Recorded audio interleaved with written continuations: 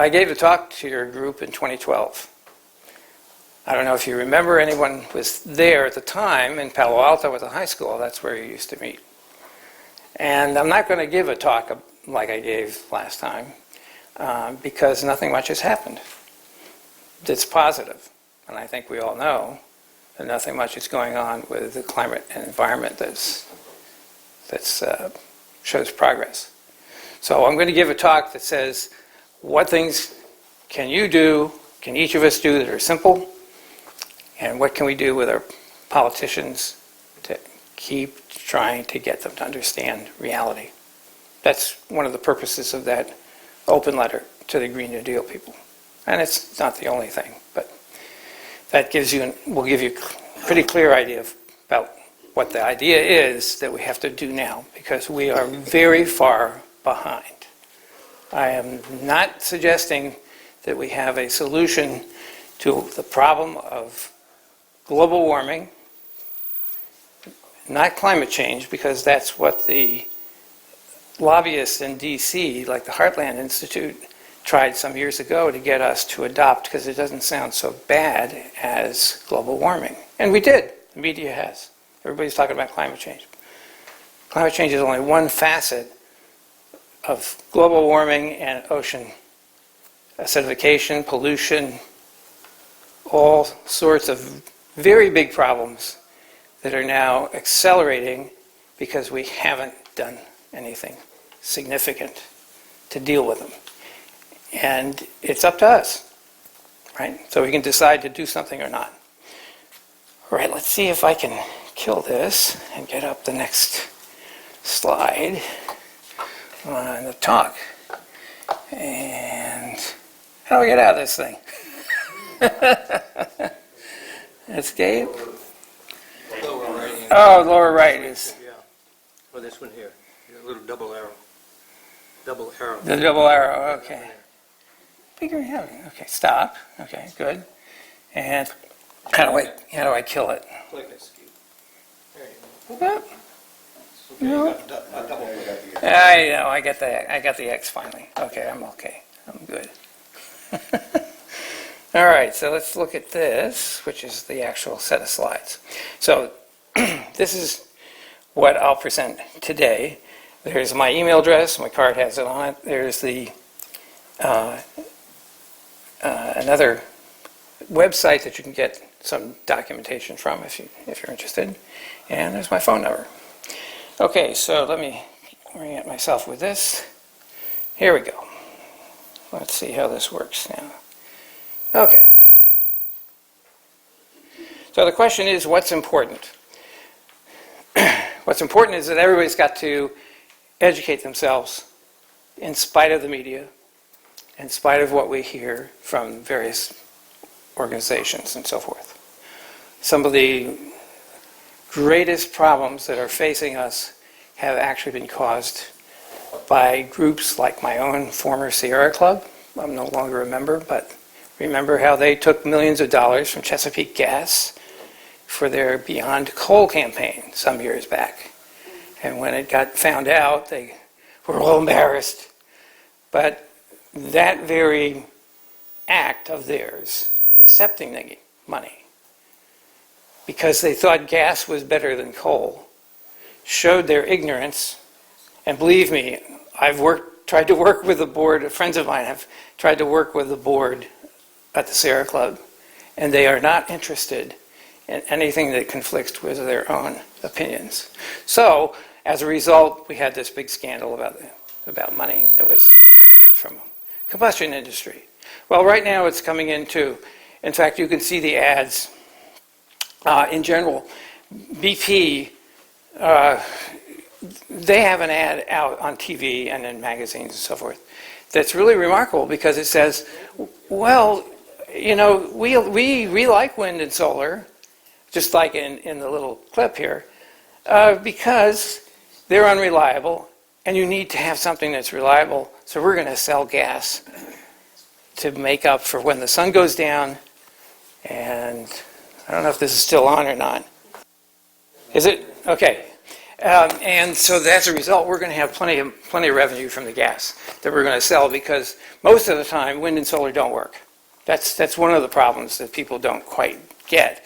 When somebody comes, or you go to Costco and you see the guys selling solar panels for your house, they don't tell you really that, well, okay, yeah, you'll get some powered when the sun is up, but that's it. After that, or before that, you're not going to get anything. And the same is true with wind. Wind is actually very, very unreliable around the world. A few places it's more reliable, but England was without their wind power, which was a huge, billions of equivalent dollars investment, for over 8 days last year in 1 month. I mean, an entire multi-billion-dollar investment is of no use for over a week. What is that? Who decided to do that? Who didn't understand wind power? I mean, it's easy to understand wind power. Just wave your hand. This is the flimsiest fluid on the planet, right? You fill a bathtub and put your hand in it. Well, that's hydropower. Now you can understand that it's much more dense. So one of the key things that I hope to understand today is the question of energy or power density. That's key to saving the environment, because right now we are not doing things the way we should, right? So I'm going to, oh yes, and so up here is the book that I mentioned that you can get a flyer for. It's free download. You could probably just Google Unintended Consequences by George Erickson, and you would probably get to the free download of the book. It's very well done, and he updates it periodically. So he writes for the average person. And underneath that is this roadmap to nowhere, which is done by some other people that I know. One fellow back east in New York and one in LA cooperated on that book. And it's very good because it's, again, written for ordinary people, ordinary language, but to get to the point that your combination of wind and solar, which has been pushed by some people even in my own alma mater at Stanford over the last several years, like Jacobson, misleadingly. I mean, it's very sad actually to see what's happened. Anyway, these guys do a very good job of taking it all apart and explaining what the issues are with it. And so there are other links there. So what's energy? Where do we get it? What are the important parameters to understand about it? And therefore, what should we be doing? The online link to the Big Green Taxi is here. So you can, in your handout, you can actually go get it later on if you want to do that. Okay, let's see what we got here. So I'm not going to talk a lot about the climate and ocean problems, because we should all understand what's going on, that it's bad. Right? What's bad on the top there is the ocean chemistry is changing. We have emitted something like over 2 trillion tons of carbon dioxide in the time of the industrial age, let's say from the 1800s to now. 2 trillion tons of carbon dioxide. Now, I don't know if you know what a ton of carbon dioxide looks like, but a pound of carbon dioxide fills 220 kids' birthday balloons. That's what a NASA atmospheric scientist, calculated that some years ago when I was asking, well, how do we convey to people how much carbon dioxide is? Well, so a ton, which is 2,000 pounds, is 440,000 balloons. Where are you going to put 440,000 balloons? That's 1 ton. But we've emitted 2 trillion tons, at least, of carbon dioxide, all right, in the industrial age. And about a quarter of that has already dissolved in the ocean. So when it dissolves in water, it becomes like soda water, becomes carbonic acid. When you have shells, if you're a crab or a mollusk of some sort, your shell is going to dissolve. And that's the problem, because sea life, almost all sea life that we depend upon for food, depends upon the ocean chemistry being alkaline and not acidic. So in places around the world where it's naturally acidic, you don't find anything with a skeleton or shell. You find worms and you find slugs, but you don't find the animals in the ocean that we are used to having, seeing, eating, whatever.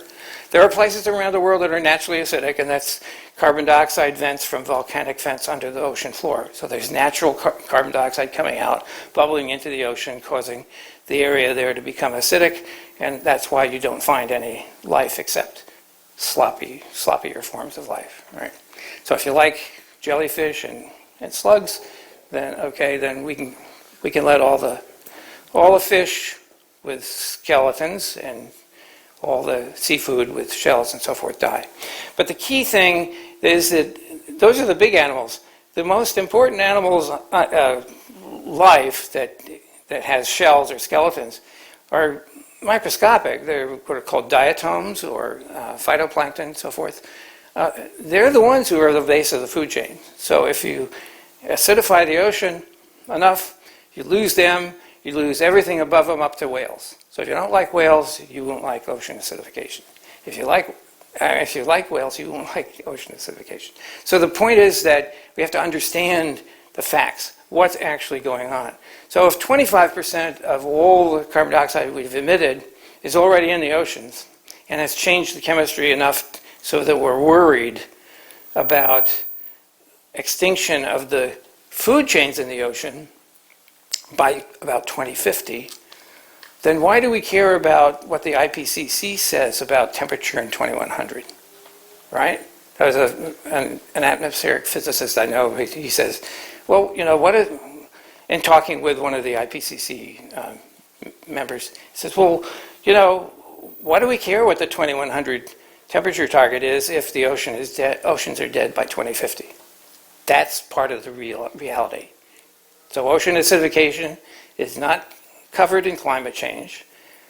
It's one of the key things that we need to be aware of and to actually do something about. And we could actually do something about it. But it takes a lot of energy, a lot of clean energy, to do something about it in the ocean, to protect the chemistry of the ocean. We could just do it, but we would have to understand what we'd have to do and have an effort to do it. We got to the moon and, in 1969, and at the same time in 1969, we were already running clean energy sources that President Kennedy had instigated in Oak Ridge National Labs. I'll get to that later. But the point is that we know what to do. It's not like it's a big secret. It's not like it's a big secret, but when you have organizations like the Sierra Club or NRDC or some of these others, the Nature Conservancy is one of the few that actually does the right thing in terms of what it does to educate its members about things that we should do. Right? So I may be bashing my old Sierra Club and NRDC. I used to give these people money all the time. Not anymore, not for a couple of years, because they have intentionally kept their members ignorant. In fact, we have a quote from McKibben about 350.org. He says he was being interviewed by this one fellow, and he said, well, if I came out to support nuclear power, I'd lose half my membership. There was a mention at the beginning here, ethics, science. Is that ethical? Is that based on science? Come on, Bill. I mean, you're not a scientist, we know that, but you're an author who is concerned about the environment. How do you get to say that and still have respect? Right? This is the kind of thing that we have to dig in and bear down on. We have to actually have an effort that we all engage in. However little we can do, each of us can do, we need to do it. And it requires study. And the origin of the Green New Deal is interesting because the New Deal was started, as you know, by Franklin Roosevelt when he was president. And what was one of the other quotes from him? Said, democracy depends on education.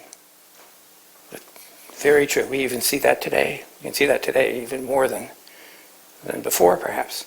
So if you have groups that are misleading the populace about what's the right thing to do or what things you shouldn't be doing or whatever, that's the reverse of education. That is a threat to our democracy as well as to our environment. So that may sound strong, but that's the reality. And then here's the warming issue. So the northern hemisphere measurements, the key here is not just that the average temperature, at the peak, what's the average temperature? It's gone up. But what's happened is the variation in temperature has expanded. That's where you get the killing heat waves. That's where you get things like that. A friend just returned from Paris on a vacation trip. It was almost 100 degrees there, Fahrenheit. I mean, for days. That's very unusual for Paris. There were people lined up to go into the Louvre, which has 10 million visitors a year, and there's this glass, shape out front where you have to stand underneath, and the sun's coming. I mean, I don't know how many people fainted. He didn't tell me that, but at any rate. So this is the kind of thing we really need to get to respect the need for study and knowledge. Okay, so this is our energy source today. And on into the future, because BP wants to burn gas. Australia just opened a new massive coal mine because they're going to sell coal to anybody who'll buy it, and they use some of it. They sell it to China, and Japan, and so forth. So you see that we're not really doing much to get rid of all this combustion energy. Page down. Yeah, that sort of works. All right, so let's see. Who's actually awake to the problem? Who is actually awake? Well, Chinese sure are. They're building zero emissions energy as fast as they can. The Russians and the Chinese actually are building floating clean energy. Why would the Russians be interested in floating clean energy? Cooling. And what's happened to the Arctic? Who has the longest shoreline around the Arctic Ocean? Russia, right? Well, they just launched, it was in the news, they just launched this large nuclear-powered barge that's going 3,000 miles around the coastline of Siberia to a port where they're going to power a new mining activity. Because we want stuff for batteries, right? Solar cells, right? Windmill generators. And so other people know what's going on and are actually making clear choices, economic choices and population choices. China, for instance, China has been expending over 3% of its GDP on healthcare because of pollution. So obviously they should be building clean power as fast as they can. I had a friend who, when I graduated from Stanford, he graduated and was involved with starting a company that was going over to China and electrifying the industry and so forth. But how are they doing it? Coal, right? So now they got to do something else. Up in the upper left is a very good piece of information. This is from the World Bank and a Swedish study. So it looks at all the countries that are employing different energy sources, which ones are going to make it to meet things like the IPCC targets. All right? Well, here's an IPCC target. Sweden and the other countries that have, and France and other countries that have a high amount of nuclear power, hydro and nuclear, have already made it. They're done. They've got their electrical system clean. We're in here, we can do it. Got to get back to work on it, given that we invented it. But the countries that are saying, oh, well, we're just going to put up windmills and solar panels, and like Germany, and still burn coal. I mean, I can't figure the Germans out, frankly. I've given up. There just was a report by McKinsey. You know, it's a big financial consulting group worldwide, and they just came out with a report that analyzed what Germany has been doing with all its supposedly renewable energy and everything else, and they basically said that it's not going to work. You're wasting huge amounts of money and time, which is the most valuable commodity right now. So at any rate, the Chinese here are building plants here on this graph because they need clean energy to help their people live, as well as as one engineer working for one of the companies in China that builds nuclear plants told me a few years ago, so this is a while ago, he leaned over at dinner. We had a dinner with Stanford students, and they were in this entrepreneurial class, and he leaned over at dinner and he says, he's the head of international marketing for the biggest nuclear plant constructor in China, and he said to me, we intend to dominate world nuclear power. Okay, well, in 1962, JFK set up a commission to tell them, well, what's the best way to power the United States into the future? And a month or so later, didn't take long, the commission came back. It was headed by a Nobel chemist, and they said, oh, these two nuclear paths are best, and we'll talk about them. And so we got working on that kind of stuff, and that's what we were doing in 1969 when we landed on the moon. We already had an operating system that would meet those specifications. But politics and, of course, lobbying has kept the combustion industry in charge of things in the United States. At any rate, that whole thing is known to around the world. All our information that we have developed over the years is really public. And so the Chinese are just doing what they're just working on what we've done, improving it and commercializing it.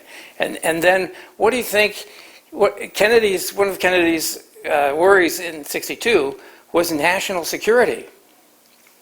He didn't know about global warming and ocean acidification at that time, but national security and international economics were the two concerns, because energy is key to the industrial world, and to the environmental world, clean energy is key. So he knew part of what we're facing today, but mainly from the standpoint of national security and economic security.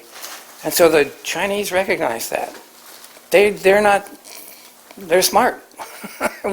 A lot of them went to school with us when we were in school, right? And then they went back, and they're doing things. So we're now helping the Chinese develop advanced nuclear power, like I'll talk about a little bit later, free. Not only free, we're actually paying engineers and scientists at Oak Ridge National Labs in Tennessee to help the Chinese do this. So the American taxpayer is paying Department of Energy staff to help the Chinese free to be able to do this kind of thing. And typical of how we seem to operate in recent years, there is no licensing agreement. Whatever they do is not accruing to us. So we would have to pay them to have a plant that's built the way they researched and perfected, right? That's how foolish we are. That is how foolish. So the average person really doesn't know this, and I don't expect them to. But once they hear it, they should be able to understand. Okay, so this is from the Department of Energy. So that's a respectable organization, more or less.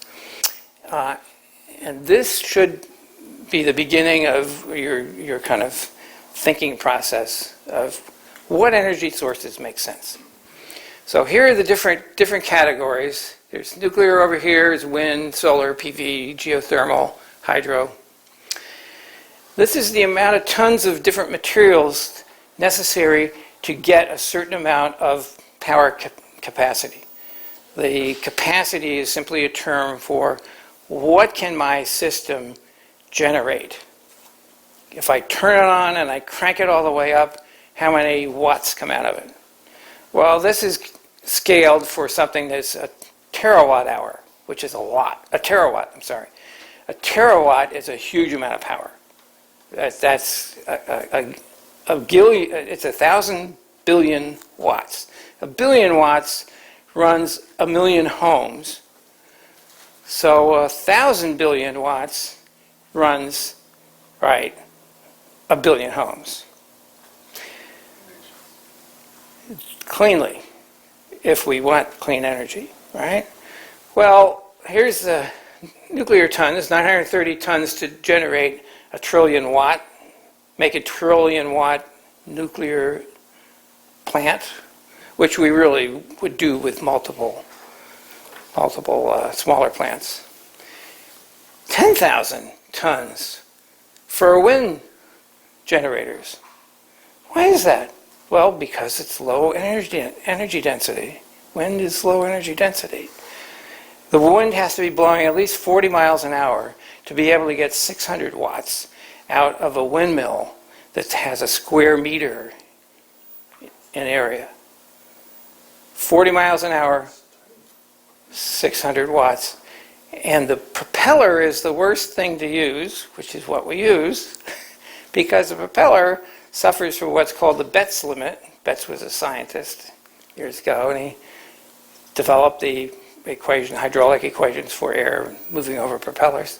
And you get, at best under Betz, you get 57% of the 600 watts per square meter at 40 miles an hour. Well, all right, so you make them bigger. You keep making them bigger and bigger, and they get big. They get 300 feet across, you know. They're still only generating a couple of megawatts. Right? So, but only when the wind blows, over a certain speed. So at any rate, it takes a lot of tonnage to build enough wind generators to equal, and this is, remember, this is just the power. It doesn't say when the power is coming, what part of the day, what part of the year, right? This comes all the time. This comes, we spend 10,000 tons to get the same amount of power, but we don't know exactly when power is going to come. Tons of what? Tons of concrete, steel, aluminum, you name it. You go through the list. I'll get to some details actually from that. Here's the for solar PV. It's 16 times as much tonnage. So an environmentalist should think, I have a clean power source here that only requires this number of tons. If I'm going to do this different source, I have to invest 10 times as much in mining, refining, all the pollution associated with mining and refining and fabricating and so forth, and maintenance and then recycling. And then 16 times if I want to do it this other way. And it doesn't make any sense, right? If you're given a job for for Bechtel or somebody like that as an engineer, and they say, okay, go figure out how to get 10 megawatts worth of clean power 24/7. Well, you're not going to choose something like that, right? And the Chinese know that. The Chinese sell a lot of the materials. In fact, wind generators today, up on the pole, there's a gearbox, there's the propeller, there's a gearbox, and there's a generator, just like almost like an alternator in your car. There's a big generator.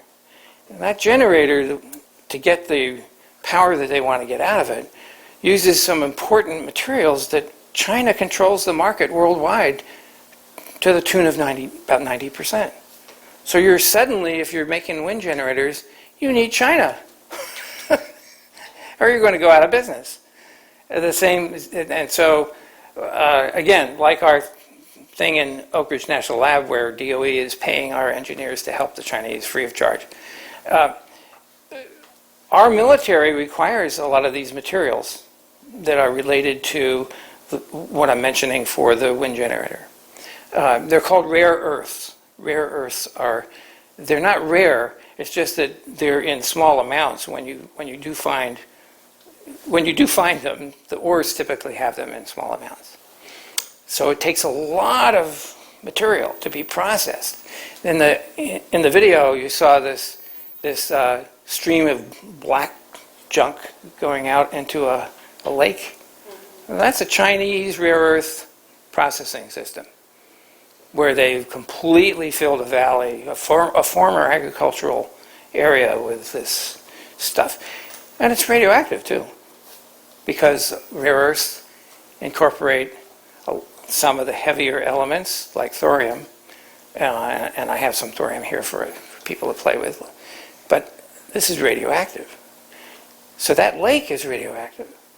Not only that, of course, chemistry is worse than radiation. So it's chemically terribly polluting. I mean, I have no idea how you would ever clean up the effluent from a rare earth processing system. But at any rate, China controls the market 90%, because what they'll do is they'll tell Mercedes, well, if you want to have access to our rare earth materials, you need to build a plant here. And Mercedes does. And they do that, bang, bang, bang, bang, pick the company, build a plant in China. Now I get the Chinese price. Whereas if I don't, I have to pay the international market price, which is jacked up a lot, right? So this hides the actual bigger difficulty of getting some of the materials, right? But at any rate, it gives you an idea. What would you choose to do? Well, Einstein told FDR what to do if you wanted a lot of energy in a small space. E equals mc squared, right? There's nothing wrong with that. That's the way it works. If you take atoms and you split them, you get a certain amount of energy out of them. That's a huge amount of energy compared to what you could ever get from wind or solar or hydro. So the idea of having less tonnage, higher energy density is great. That's what we want to be an environmentalist.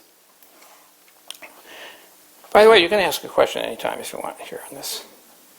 So here's an illustration. If you're going to do that, they have to raise their hand so I can bring them up. Okay. All right. If you have a serious question, yeah, we'll go through that. Otherwise, we can wait to the end and we'll go back through the slides as we need to. So this is, I've had this work actually. I had this in 2012 when I addressed you guys. This is a map that came from an algae to fuel company in Florida years ago. And they were going to turn algae into fuel to replace gasoline and diesel, right? Just for vehicles. And they said, well, this is how much area of the United States we would need to devote to algae farming in order to provide all the combustible fuel for vehicles, right? But if we had to do it with sugarcane or corn, we do, of course, with corn for corn ethanol, we try to do that, which is a terrible waste of effort and the environment. But at any rate, this is how much area we would need. This is how much area for rapeseed. This is how much area. So this is their map, the Florida company's map. And I just added a few things. Well, okay, so if you covered this much area with solar photovoltaics, you could maybe make enough energy to charge batteries for vehicles. Wind, because it's less predictable and very low density, you need much more. And then nuclear, that little dot. So again, why would an environmentalist say, well, we're going to have to take this much of the country, plow it up and plant whatever, and that to do fuel for vehicles, Or we'd have to cover this much of the country with solar panels. Or we could just build a few nuclear plants. Right? What's the story? And the reason is very simple. Here's an energy derived from materials chart. So I got to move this up a little bit. Okay. So to get 10 kilowatt hours, so a commute, whether it's electric or gasoline, a daily commute on the average, maybe in the Bay Area it's worse, takes about 20 kilowatt hours. That's about what a house absorbs in a day, 20 kilowatt hours of electric energy. So 10 kilowatt hours is what you can get per pound in combustion engine. They're not terribly efficient. They're only about 30% efficient. 10 kilowatt hours, so you'd have to have 2 pounds of fuel to do your daily commute. Well, that's not bad. 6 pounds per gallon, so that's, a third of a gallon. So this is the energy you get. A pound, 10 kilowatt hours from combustible fuel. Doesn't matter what fuel it is. Well, what do we get from nuclear fission? Like this. This is 3 billion watt hours per pound. 3 billion divided by 10,000 is the ratio. And it's about 1 million to 1. Because one of the things that people don't have explained to them typically is that combustion vehicles have a great advantage, a fantastic advantage. Most of the mass of what gives them the energy to move, they don't carry. You fill your gas tank, and it's maybe got 80 pounds worth of, 10 gallons worth, or 60 pounds worth of this kind of fuel. Well, but if there weren't any oxygen in the air, you couldn't run the car. So the oxygen that's out in the air is free. It's a subsidy to everybody who uses combustion fuel. It's a free subsidy. And that mass means that most of the mass is actually in the air. The oxygen is much heavier than the hydrocarbons. So we got about 1 million to 1 advantage. All of a sudden, pounds of uranium or thorium or whatever in relation to pounds of organic fuel. And to get a gallon of fuel, which would be 6 pounds, to get a gallon of fuel that you can burn, it takes about 170,000 pounds of organic material, plant material, that's been digested in kind of a swampy area, and then overlain geologically with rock, soil, whatever, so it gets pushed deep into the earth, and process it for 700,000 years about. So 100 and some odd thousand pounds of organic material processed thousands of feet underground for 700,000 years gives you 1 gallon of gas, right? Gives you maybe 3 days worth of commuting. Is that sustainable? 100 and some odd thousand pounds of raw material per vehicle, 700,000 years? I mean, come on. So this is how crazy our use of fire for propelling things and for processing, for generating electricity and so forth is. Yeah.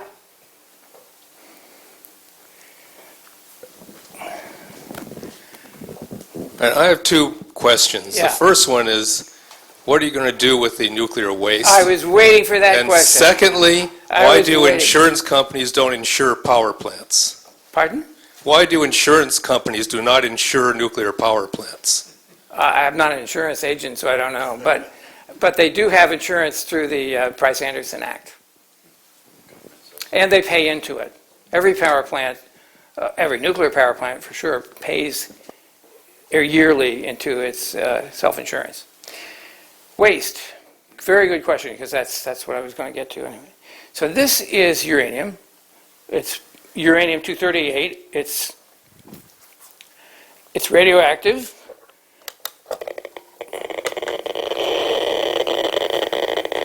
And I'll pass it around as long as nobody steals it.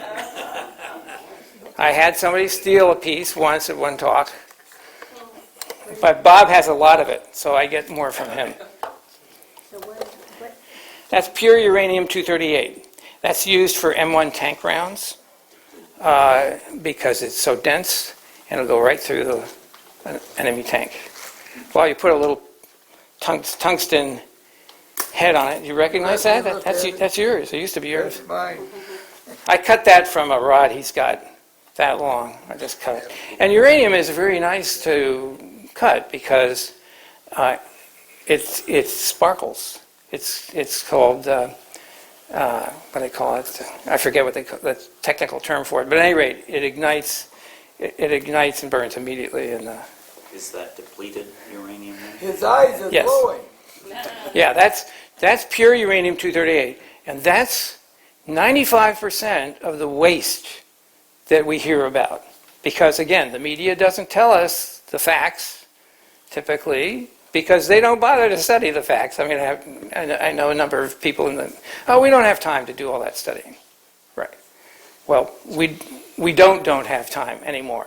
We've gone through that era of media populist interaction where we do have to get back to FDR, education. Democracy depends on education. So you've got to understand, everybody's got to understand, that's waste. That's 95% of what's in the canisters that are around every nuclear plant, simply because the government hasn't taken them. The Congress has done nothing to pass any bills to say, oh, okay, well, we'll take them all from you and we'll put them somewhere, right? Well, I mean, the Swiss have one warehouse that they keep theirs in for 40 or 50 years of nuclear power in Switzerland, and you can see it. You can go look at it. It's just a series of maybe 12 or so canisters like that for 40 years. So that's 95% of the waste. So what's the other part of the waste? The other part of the waste are two things. Heavier elements than uranium, which are made in the reactor by capturing neutrons. Neutrons are the lifeblood of the reactor. Without neutrons, it doesn't run. So when you want to shut a nuclear plant down, you put in something that's going to absorb the neutrons. And so that you put in a rod of cadmium or some other material that's going to absorb neutrons, and now the reactor shuts down. It's dead. Now the other part of that is that this is about an American's life for a couple of years.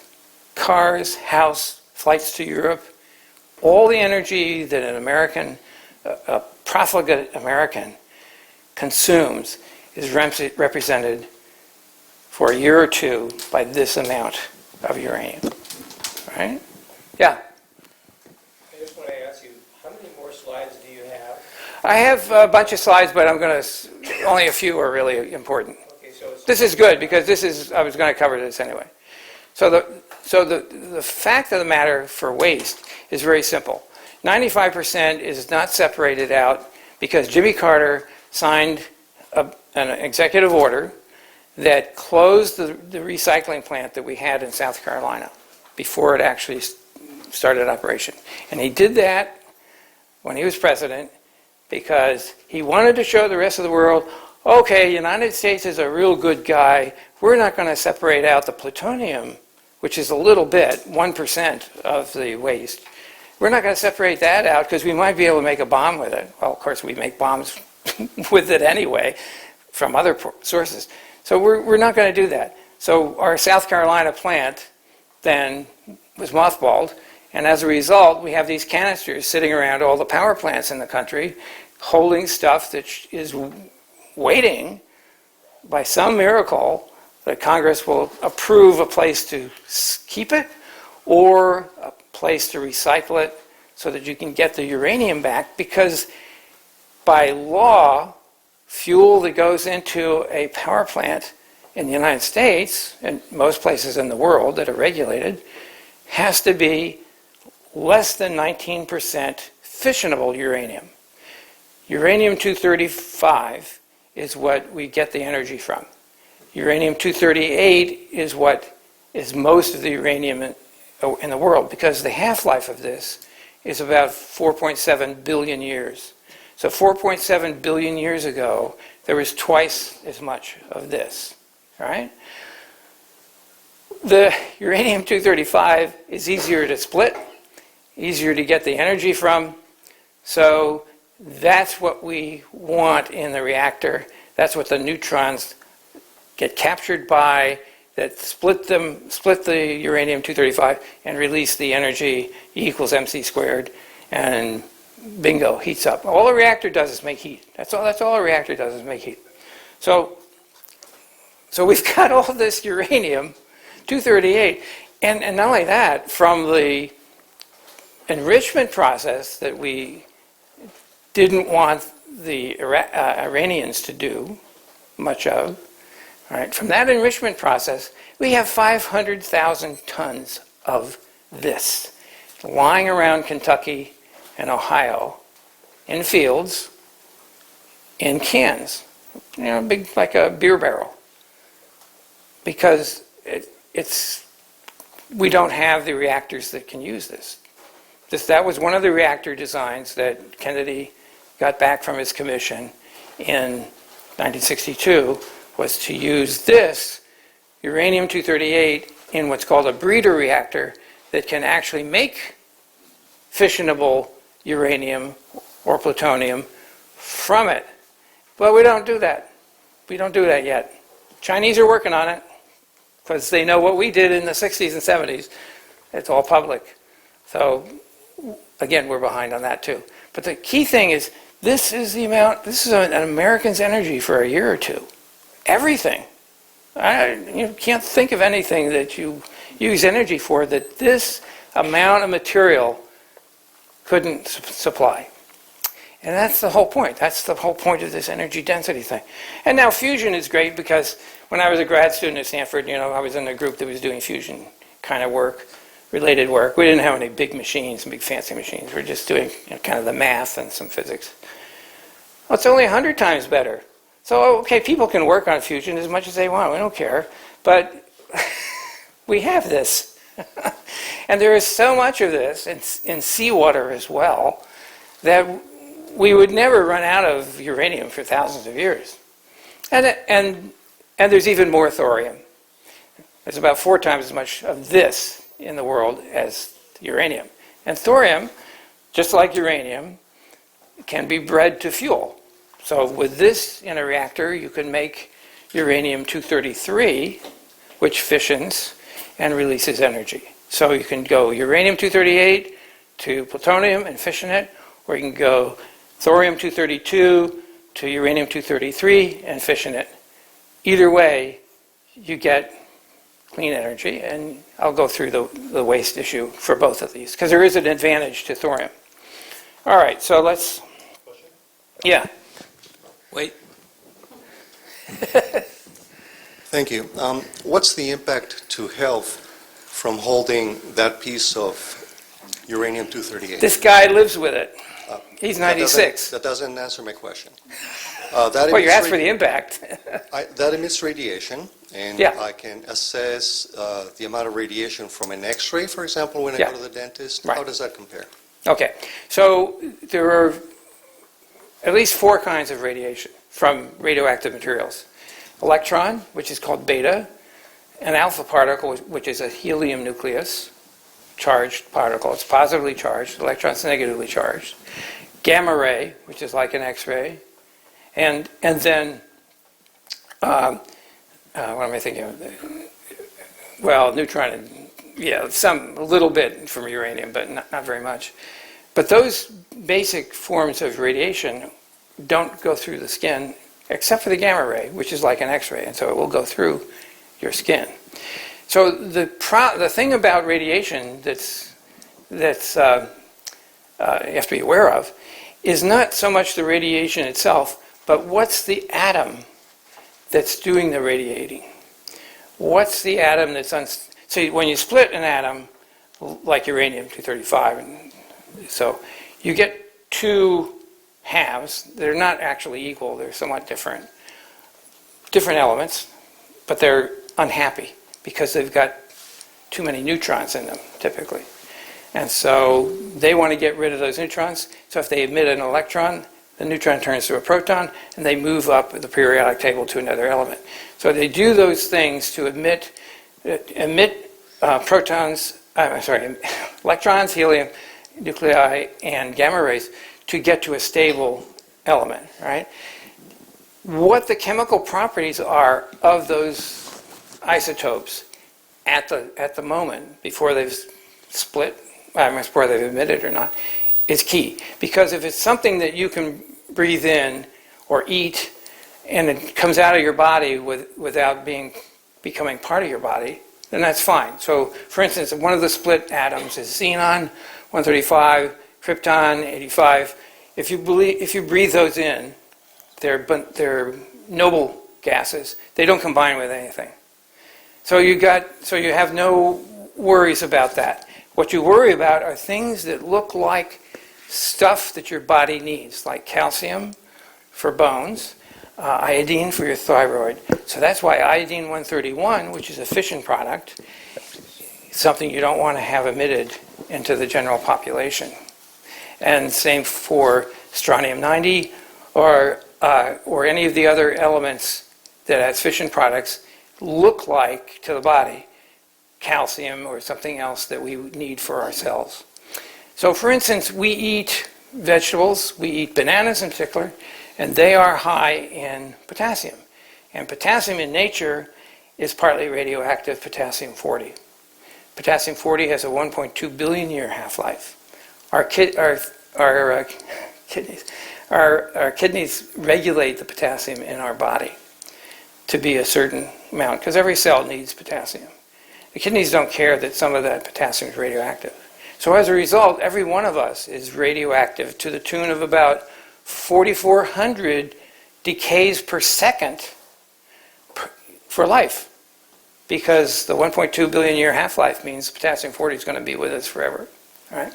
So potassium, so you have to look at the overall system. What's the biological effect? What does the biological mechanisms in the cells do?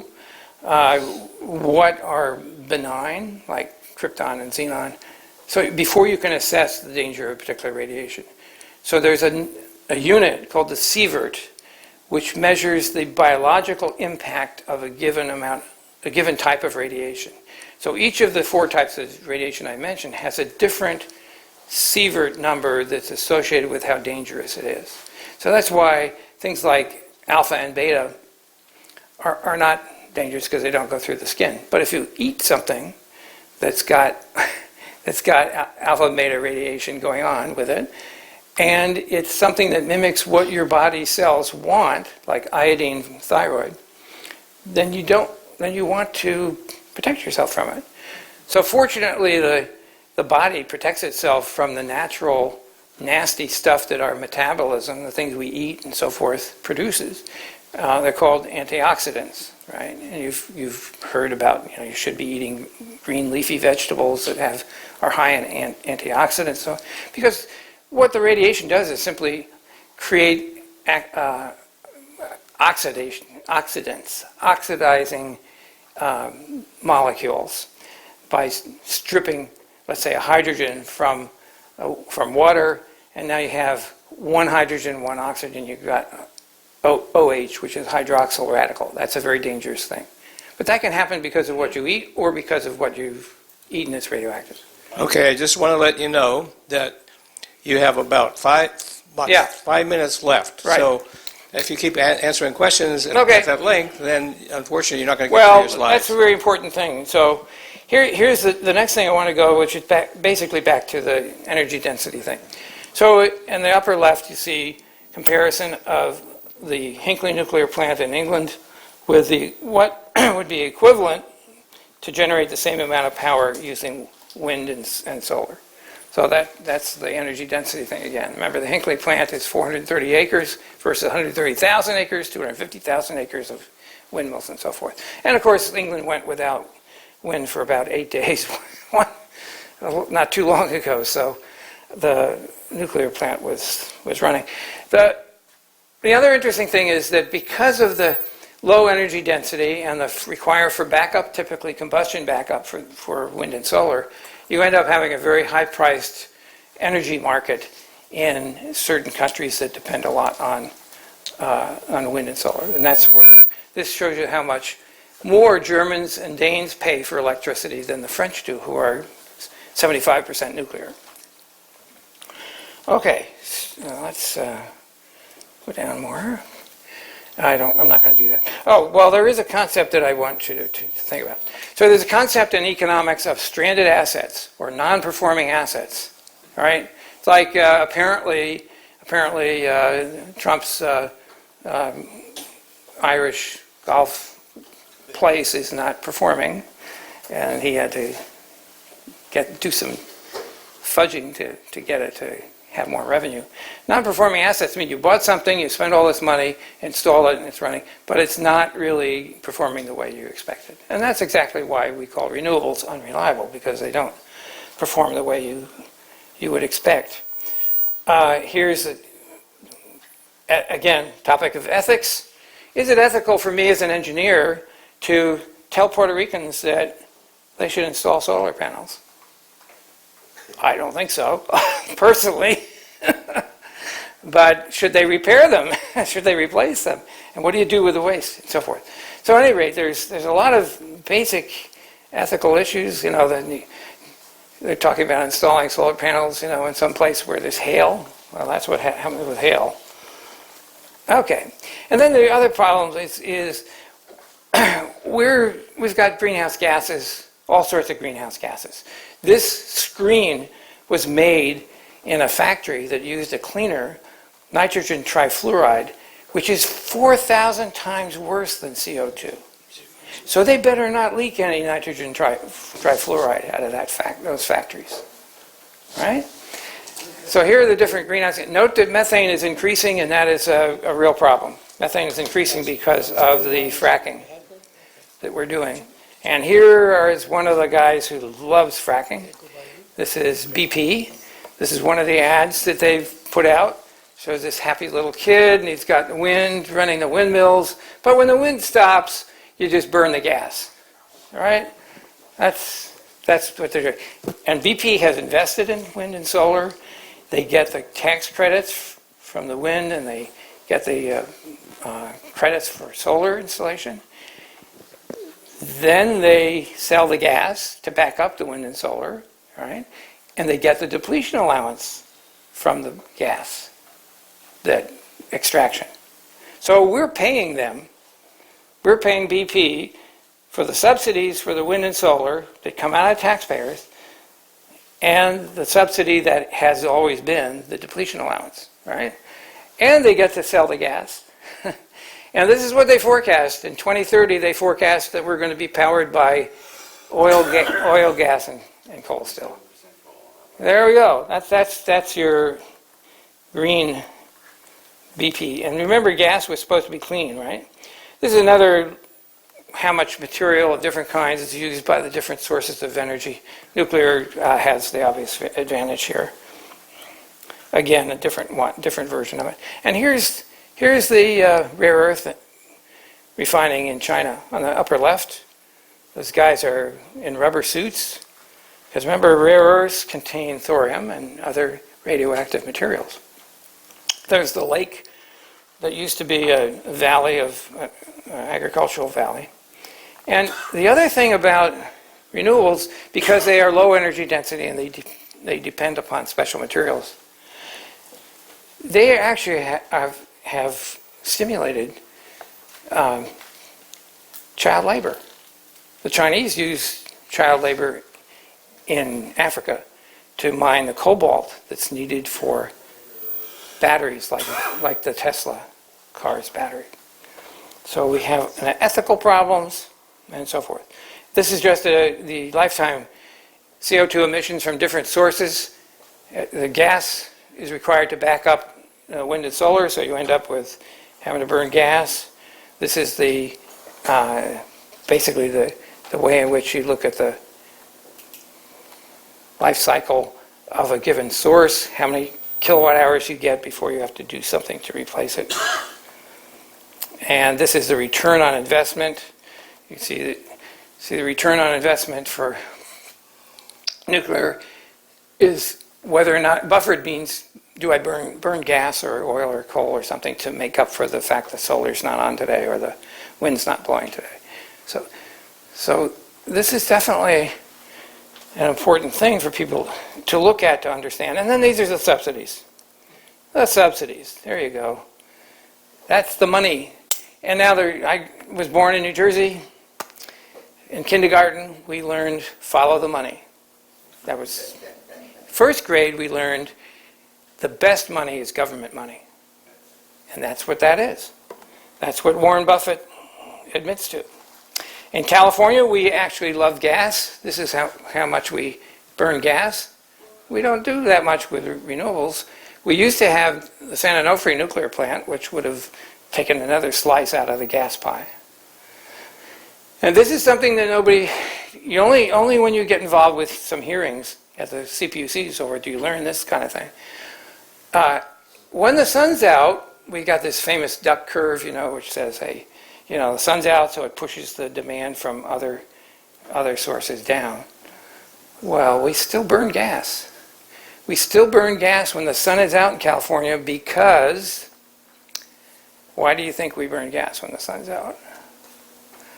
Do you know, how much does it cost to start up a gas turbine generator?